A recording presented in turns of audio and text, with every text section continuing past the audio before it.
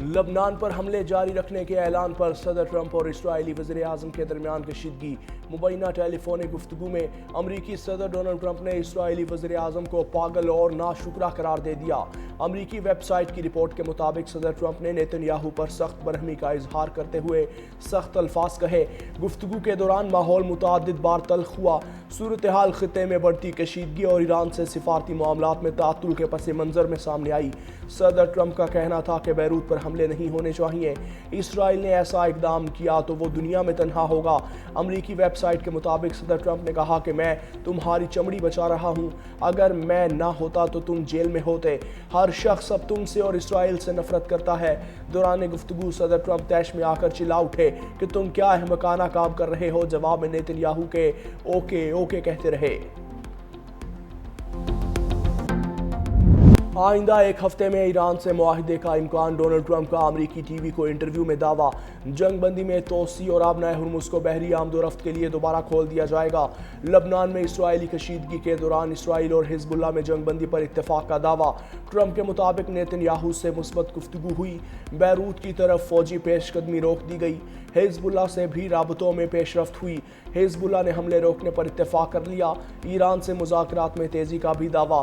اس سے قبل امریکی صدر نے آبنائے ہرمز کی ناکہ بندی برقرار رکھنے کے عزم کا بھی اظہار کیا تھا۔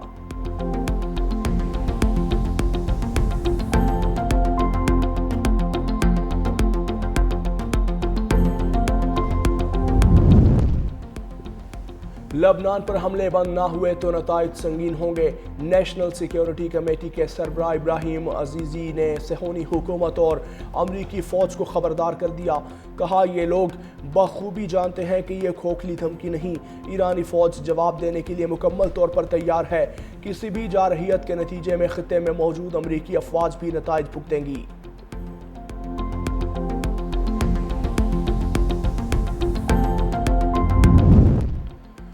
حزب اللہ نے امریکی تجویز کردہ جنگ بندی منصوبہ قبول کر لیا۔ لبنان سفارت خانے کے مطابق جنگ بندی کو توسیع دے کر پورے لبنان میں نافذ کرنے کی تجویز پر آمادگی کا اظہار۔ ابتدائی مرحلے میں اسرائیلی بیروت کے جنوبی علاقے پر حملے روک دے گا۔ حزب اللہ رہنما حسن فضل اللہ کے مطابق مکمل جنگ بندی اسرائیلی فوج کے انخلاء کی جانب پہلا قدم ہوگی۔ آئندہ دنوں میں جنگی کارروائیوں کے خاتمے پر مؤثر عمل درآمد کا جائزہ لیا جائے گا۔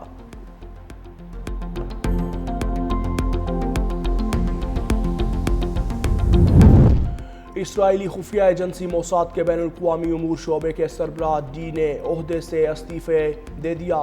اسرائیلی میڈیا کے مطابق نئے نامزد سربراہ رومن گوفمین کی تقرری پر ادارے کے اختلافات۔ مستعفی اہلکار نے غزہ میں اسرائیلی قیدیوں کی رہائی کی مذاکرات میں اہم کردار ادا کیا تھا۔ گوفمین کو وزیر اعظم نیتن یاہو کا قریبی اور قابل اعتماد ساتھی قرار دیا جا رہا ہے۔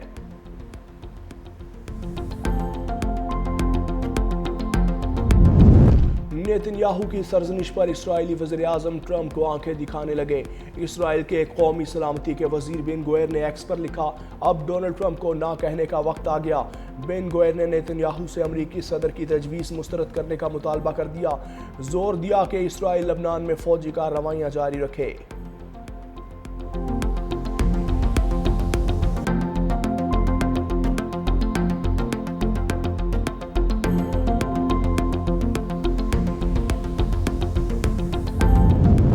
لبنان پر اسرائیلی حملے عالمی قوانین کی خلاف ورزی ہیں۔ پاکستان کی سخت الفاظ میں مذمت۔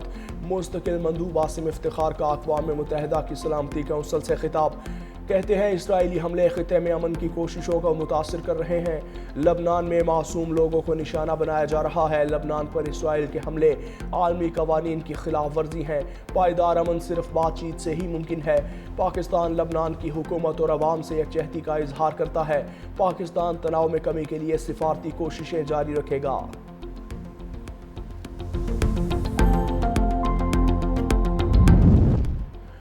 جنگ بندی کے باوجود امریکی فوج کے ایرانی تنصیبات اور لبنان پر حملے، ایران نے مذاکراتی عمل معطل کر دیا۔ ایرانی خبر ایجنسی تسنیم کے مطابق ایران کی مذاکراتی ٹیم نے ثالثوں کے ذریعے امریکہ کے ساتھ پیغامات کا تبادلہ باقاعدہ بند کر دیا۔ مطالبہ کیا کہ غزہ اور لبنان پر حملے رکوائے جائیں۔ ایسا نہ ہوا تو ایران مذاکرات کی میز پر واپس نہیں آئے گا۔ جب تک ایران اور حزب اللہ کے مطالبات پورے نہیں ہوتے تب تک کوئی ڈائیلاگ نہیں ہوگا۔ لبنان اور غزہ میں اسرائیلی آپریشنز کی فوری بندش تک امریکہ سے کوئی بات نہیں ہوگی۔ مقبوضہ علاقوں سے پیچھے ہٹنے کا مطالبہ بھی کیا۔ ایرانی خبر ایجنسی کے مطابق ایرانی حکام نے آبنائے ہرمز کو مکمل طور پر بند کرنے کا ایجنڈا بھی طے کر لیا۔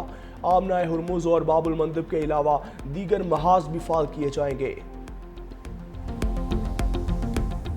ایک محاذ پر جنگ بندی کی خلاف ورزی تمام محاذوں کی خلاف ورزی تصور ہوگی۔ ایرانی وزیر خارجہ عباس عراقچی کا دو ٹوک پیغام۔ کہا کہ ایران امریکہ جنگ بندی میں لبنان بھی شامل ہے۔ کسی بھی خلاف ورزی کے نتائج کی ذمہ داری امریکہ اور اسرائیل پر عائد ہوگی۔ ترجمان ایرانی وزارت خارجہ اسماعیل بقائی بولے، امریکی حملہ جنگ بندی کی خلاف ورزی ہے۔ جارحیت کے لیے استعمال ہونے والے مقامات پر کارروائی کی دفاع کے لیے ضروری اقدامات کریں گے۔ اسماعیل بقائی نے یورپی یونین کو حالیہ بیانات کو منافقانہ اور غیر ذمہ دارانہ قرار دیا۔ صاف صاف کہا کہ ایران کے خلاف استعمال ہونے والی سرزمین کو نشانہ بنانے کا حق رکھتے ہیں۔ ایران کے حق دفاع کے خلاف بیانات بین الاقوامی قوانین کے منافی ہیں۔ یورپی یونین کو قانون کی حکمرانی کا احترام کرنا چاہیے۔ مزید کہا، لبنان اور خطے میں امریکی اور اسرائیلی اقدامات کی بار بار تبدیلیاں سفارتی عمل میں تاخیر کا باعث ہیں۔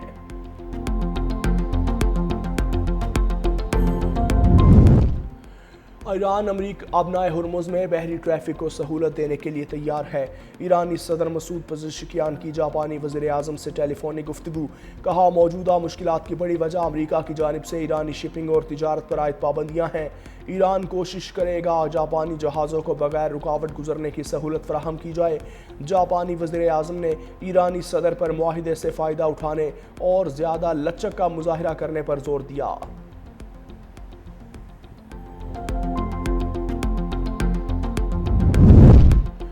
عمان آبنائے ہرمز کے معاملے پر امریکی دھمکیوں کی پرواہ نہ کرے۔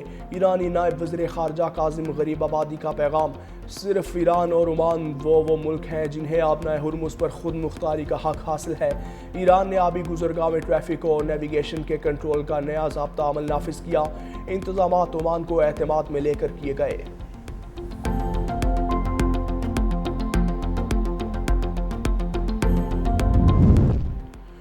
فرانسیسی صدر مینوئل میکرون کا ٹرمپ سے ٹیلی فونک رابطہ۔ ایران اور مشرق وسطیٰ کی صورتحال پر تفصیلی گفتگو۔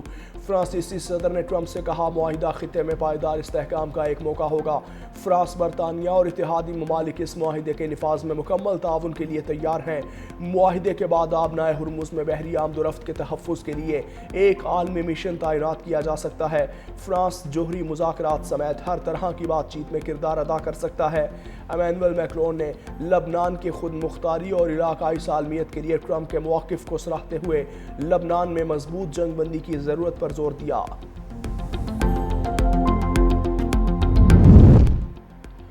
گلگت بلتستان کی انتخابی مہم۔ صدر مسلم لیگ نون میاں نواز شریف ایک روزہ دورے پر گلگت بلتستان روانہ۔ پارٹی رہنماؤں اور ٹکٹ ہولڈر سے ملاقاتیں کریں گے۔ چیئرمین پاکستان تحریک انصاف بیرسٹر گوہر علی خان بھی سکردو میں موجود۔ پی ٹی آئی رہنماؤں اور کارکنان نے استقبال کیا۔ بیرسٹر گوہر دورے کے دوران انتخابی سرگرمیوں میں حصہ لیں گے۔ سکردو کے بعد دیگر علاقوں کا بھی دورہ کریں گے۔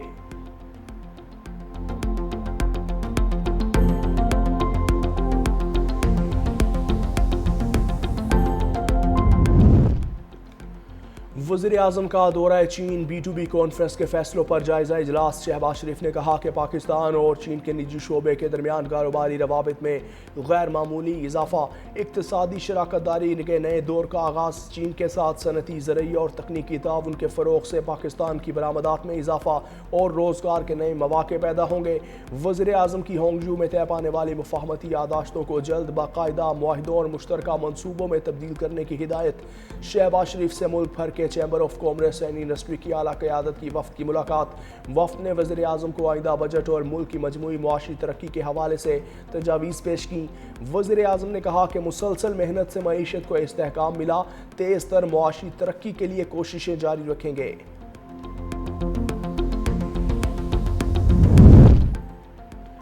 پنجاب کے آئندہ مالی سال کا بجٹ پیش کرنے کی تاریخ پر تاحال اتفاق نہ ہو سکا۔ محکمہ خزانہ 12 جون کو بجٹ پیش کرنے کا خواہاں، تاہم محکمہ قانون نے جمعے کو سرکاری چھٹی کے باعث تاریخ تبدیل کرنے کی تجویز دے دی۔ محکمہ قانون کے مطابق پنجاب اسمبلی کا خصوصی اجلاس بلانے کی بجائے معمول کا اجلاس طلب کیا جائے، جس میں بجٹ پیش کرنے کا دن بھی طے کیا جائے۔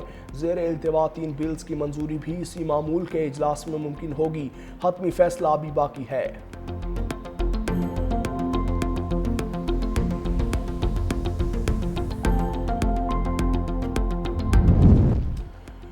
بجلی صارفین کو ایک اور بڑا جھٹکا دینے کی تیاریاں۔ بجلی کے فی یونٹ قیمت میں ₹1.72 اضافے کی درخواست پر سماعت آج ہوگی۔ سینٹرل پاور پرچیزنگ ایجنسی نے اپریل فیول پرائس ایڈجسٹمنٹ کی مد میں درخواست نیپرا میں دائر کی ہے۔ منظوری کی صورت میں بجلی کی قیمتوں میں اضافہ کے الیکٹرک سمیت ملک بھر کے تمام ڈسکوز کے صارفین پر اطلاق ہوگا۔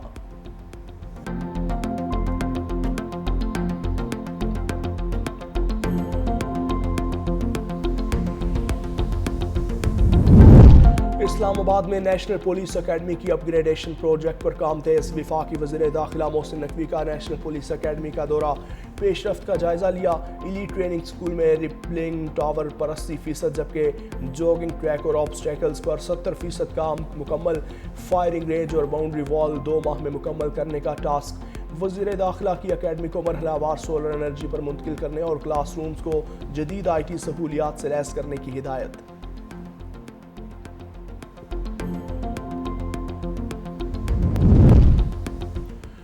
P T I Khyber Pakhtunkhwa کے باعث ناراض اراکین اسمبلی کا پشاور میں اہم اجلاس۔ گورننس بدعنوانی، امن و امان اور عمران خان کی رہائی کے لیے مؤثر تحریک نہ چلانے پر تحفظات۔ بیرسٹر گوہر کو خط لکھنے کا فیصلہ۔ اسد کیسر کی سربراہی میں قائم کمیٹی سے ملاقات سے بھی انکار کر دیا۔ مزید اراکین کی شمولیت کے لیے 2 روز بعد ایک اور اجلاس طلب کر لیا۔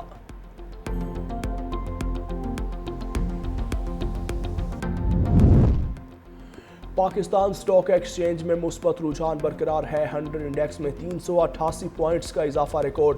انڈیکس 1,17,988 پوائنٹس کی سطح پر ٹریڈ کرنے لگا۔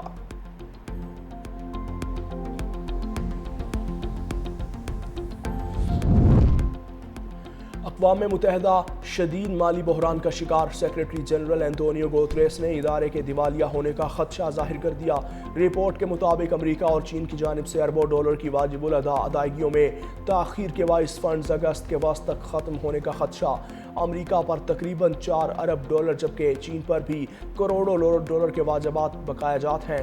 مالی بحران کے باعث ہزاروں ملازمتیں ختم اور کئی دفاتر بند ہو چکے۔ امن مشنز اور مختلف عالمی پروگرامز بھی متاثر ہو رہے ہیں۔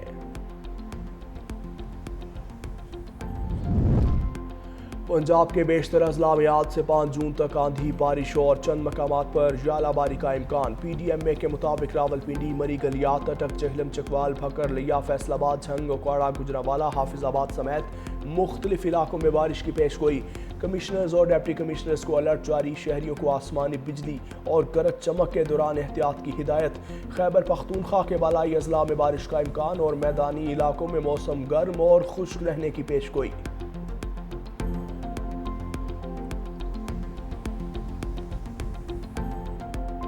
لاہور سیشن کورٹ میں آن لائن جوا پروموشن کیس کی سماعت۔ ملزم ندیم نانی والا کی عبوری ضمانت میں 11 جون تک توسیع۔ عدالت نے آئندہ سماعت پر وکلاء کو دلائل کے لیے طلب کر لیا۔ ایڈیشنل سیشن جج ذوالفقار احمد نعیم نے کیس کی سماعت کی۔ NCCIA کی جانب سے درج مقدمے میں ملزم ندیم مبارک نے عدالت میں پیش ہو کر حاضری مکمل کروائی۔